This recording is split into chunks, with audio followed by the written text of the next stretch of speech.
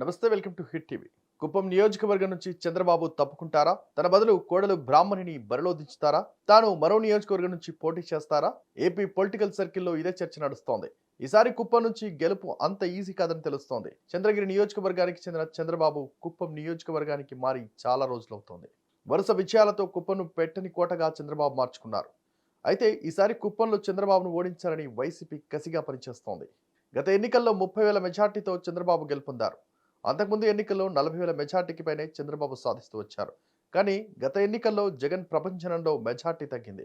అధికారంలోకి వచ్చిన తర్వాత జగన్ ప్రత్యేకంగా కుప్పం నియోజకవర్గంపై ఫోకస్ పెట్టారు. సీనియర్ మంత్రి పెద్దిరెడ్డి రామచంద్రరెడ్డికి ఆ నియోజకవర్గ బాధ్యతలు అప్పగించారు. అయితే పూర్తి స్థాయిలో పట్టు సాధించిన పెద్దిరెడ్డి టీడీపీ క్యాడర్ను వైసీపీ వైపు టర్న్ అయ్యేలా పావులు కదిపారు.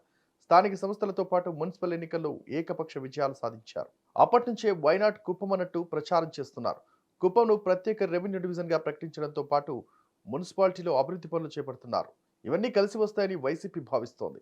అయితే చంద్రబాబుతో పాటు టీడీపీ నేతలు ఒక రకమైన కలవరపాటు కనిపిస్తోంది. అందుకే చంద్రబాబు తరచూ కుప్పం పర్యటనలకు శ్రీకారం చుడుతున్నారు. గత ఏడాది కాలంలో ఏకంగా కుప్పం నియోజకవర్గంలో 8 సార్లు చంద్రబాబు పర్యటించారు. ఇలా చంద్రబాబు పర్యటన సమయాల్లో వైసీపీ శ్రేణులు అడ్డు తగులుతూనే ఉన్నాయి.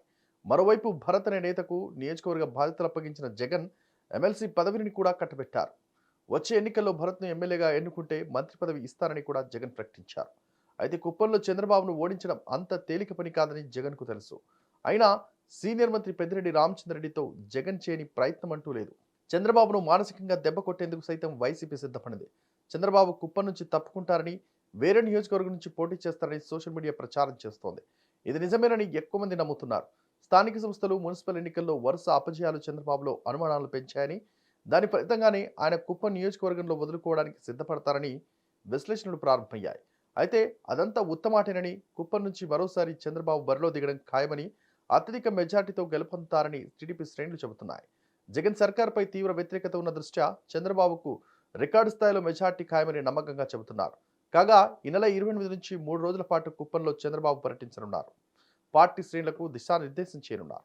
ఈ వీడియో కనుక నచ్చినట్లయితే please like and share and subscribe.